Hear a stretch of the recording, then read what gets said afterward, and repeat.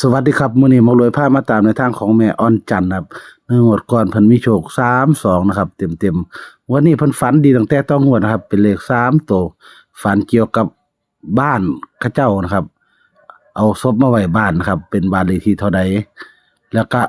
เอาเลขตัวนี้ไปเสี่ยงนะครับก็ยังฝันดีอีกเพิ่นฝันแบบใดได้เลขตัวใดนะครับก็ลองไปติดตามนะครับได้3ตัว2ตัวนะครับในงวดนี้สำหรับแม่อ่อนจันทร์เพิ่นก็มั่นใจนะครับแต่ว่าเพิ่นอยากอายกล้องนะครับขออนุญาตบ่โชว์นะครับแต่ว่าจะอัดเสียงบันทึกไว้พี่น้องรับชมรับฟังกันครับเอาดูได้ไหมเลขรถเฮาแม่แม่นเพิ่นเป็นบุญยามใดล่ะเป็นบ่ได้หรอโอ้ยแม่ให้เป็นบุญซื้อไว้รถเด้เอารถไปน้ำบักน้อยมึงซื้อไว้ในเรื่องบักหลาว่าซั่นเรียกบ่ทันนั่นดอกไปเอาพัดลมอยู่เฮียนแต่เป็นบุญบ่ล่ะเอาไปส่งก็จักสิไปส่งใส่จักมองไปส่งบัดนี้ชาต้นเพิ่นเลยว่าใจจันบ่นะพัดลมอันดำๆมีไหมเพิ่นว่าอันอยู่น่ะอยู่เฮียนนั่นแล้วอันแต่ว่าจักสิไปส่งใส่แม่อันอาจารย์บ่จักมองไปส่งก็เลยว่าผู้ใดเห็นสิถามบ่ดอกก็เลยว่าจังซี่ผู้ออกมาก็บ่จักแล้วมันหลายคนอันน้อเนาะโอ้มันโอ้พอแล้วเฮายืมให้บ้านมาเฮ็ดงานบ่มาพันลมบ่พอก็เลยเขาเลยเอาอยู่วัดอยู่วัดวังเฮ็ดเป็นบุญแม่บ้านนี้ก็โอ้จักสิไปส่งใครสูงบ่จักมองไปส่งนั่นฮอดถึงยามเพิ่นเป็นงานเพิ่นหั่นสิถุงเท้าก็เพิ่นหรือถุงเท้าก็เลยไปเอาน้อยก็เลยว่ามันน่ะบ่น้อยมันขับรถครับอันมึงก็ซื้อนั่นน่ะเลข32นั่นว่าซั่นซื้อไว้ในเด้อลูกหลานพอได้ซุปแม่กินว่าซั่นแม่มันเขาคนบ่มีบันไดเห็นไหมครับมันเลยมาซื้อถูกได้นึงถือไปนึงได้จักบาทได้ห้องยายอันได้7,000โอ้ได้7,000เนาะซื้อ100นึงเนาะซื้อ100เดียวบาทคือยายว่าคือว่าฟันได้3ตัวต้องว่าฮะแล้วว่าฟันได้3ตัวต้องว่าโอ้ยมันบ่เข้าแล้วตัว3นั่นคือเลขดังเขาติแม่ตัวใดแม่ฟันว่าวันนี้มันถือเด็กดังเขาแม่ฟันดังเด้อมันฝันว่าเกี่ยวเฮียนเขาเฮียนหลังวันไม่ใช่หลังนั้นบาดนี้เขาเสียเราตายผัวเราตายแล้วเลยว่าเอาศพเข้าไปไว้ในเฮียนเอาศพเข้าไปในเฮียนแล้วข่อยสิเฮ็ดเบ้าไว้ข่อยสิบ่ไปวัดข่อยสิไว้ในนี่ก็เลยตีใส่เฮียนเพิ่นเลยเพิ่นบ้านเลขที่เพิ่นโอ้เท่านั้นล่ะผู้ใดก็แม่ผู้ตายในฝันพ่อใหญ่พ้นเพิ่นตายแล้วล่ะมานี่บัดฝันเห็นเกี่ยวว่า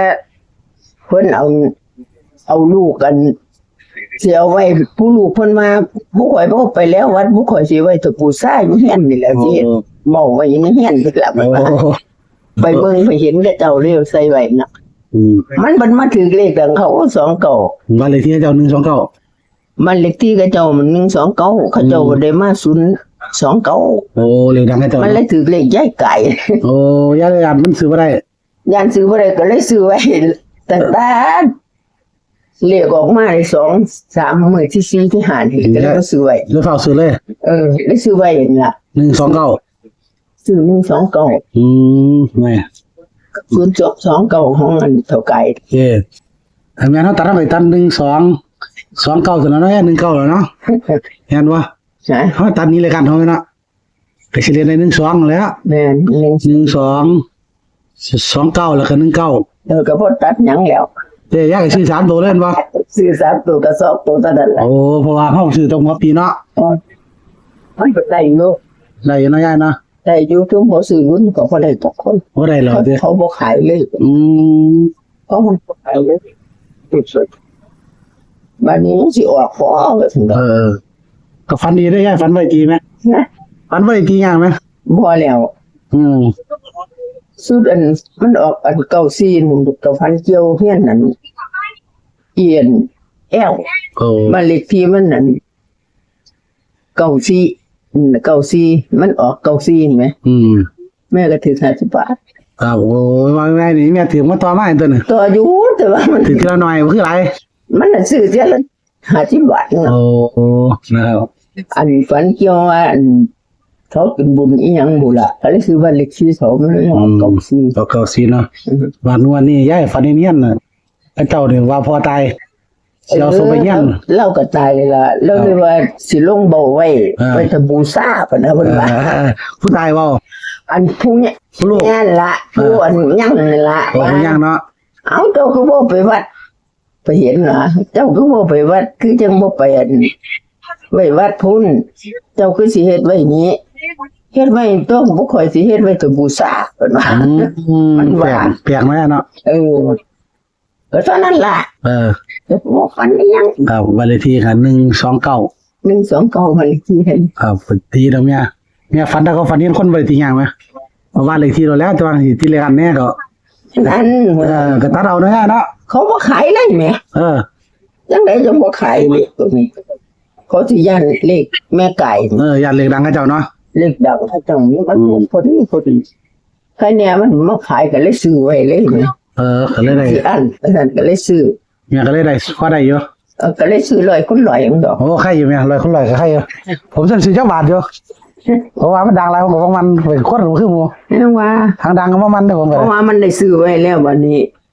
มันก็สิขึ้นเขาได้สิอันจังมันสิออกบ่ออกดอก ย้ายซื้อแล้วฝันดีว่าบัดอยู่บ่บัดน่ะ ฝันว่าได้เลี้ยงมอนบัดนี้ โอ้เรื่องม่อน มอนบักนี้เฮียนหลังเก่า ทางเก่า เฮียนตั้งแต่สมัยของพ่อใหญ่บ้านเลขที่มันก็74 โอ้ที่เจ็ดสิครับ แต่สมัยดึกดำบรรพ์นี่บัด73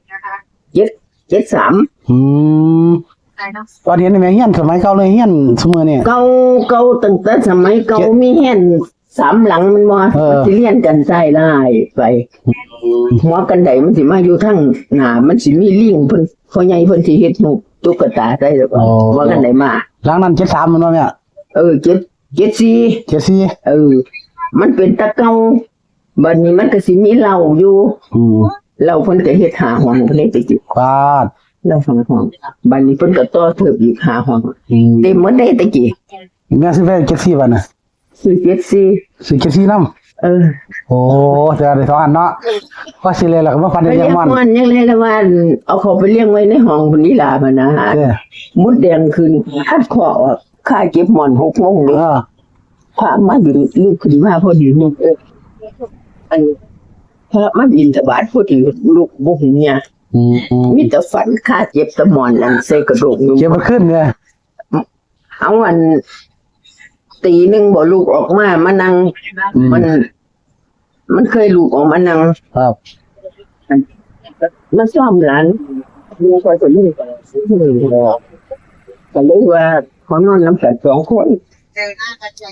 ก็เลยว่าลูกออกมาซ่อมเมืองหลานนั่นอย่างเงี้ยตีหนึ่งลูกเหี่ยวเห็นไหม ครับ บ้านนี้ตี 3เลยเขาไปนอนนั่งเรียนอยู่นี่มันก็ทบทวนเข้ามาแล้วมันก็สำบาย ครับ ก็เลยมาฝันว่าได้เลี้ยงมอนค่าเก็บมอนมดแดงขึ้น เอาเดี๋ยวก่อน มอน3 ดง ถามดง มอน3 ดงบัดนี้เจ็บมอนใส่กระโดงอยู่ลูกมาเอิ้นแต่ว่าอีลูกหนึ่งเขามันก็บ่ปลูกเด้มันบ่ค่อยปลูกแม่อันนั้นนอนมันก็ไปนอนเพราะว่าแม่บ่สำบายนี่สบายเนาะปีมันมาตะทงมันแล้วมันเลยมาปลูกยายไปตอบเขากันยังว่ากูเก็บมอนเกิด ไม่มาเลยเดิมวันหักวันแดงอยู่เนาะ จน6 ลุ่ม ครับ ลูกมาพาบินทบาทไปเนาะโอ้ย แสดงว่าแม่ซื้อไว้มี129ครับ74ก็74กับ3773 โอ้3773 37มาเท่าไหร่กันแม่ 37นี่ซื้อบ้านเลขที่ไหม โอ้บ้านเลขที่ไหมเขา ที่ไหน เขาแต่ก่อนเป็น73 74 แต่ก่อนเป็น74 บ้านเลขที่74 คือเมื่อเขาให้73 เดี๋ยวมันตั้งตะมู6ตะกี้แม่มัน โอ้ครับ มันอยู่นํกันเนาะบัด ครับ มาใหญ่มาไม่ได้มาเป็นหมู่12นี่ก็เลยอัน73 โอ้ครับครับสั่นแล้วเนาะก็สรุปว่าย้ายซื้อ129 7374ทำนี่แล้วเนาะ สิซื้อบ่ซื้อ ทำ ซื้ ซื้ อ อ ไปตามข่อยแล้วข่อยซื้อ วันนี้ก็ถือในน้อยย้ายเนาะ เด้อเลยถ่ายงวดต่อไป คือว่าวันนี้รถ ไอ้ขวดสิบ้านนี่ อ๋อวันที่มาเลยมักพี่ว่า เอาไป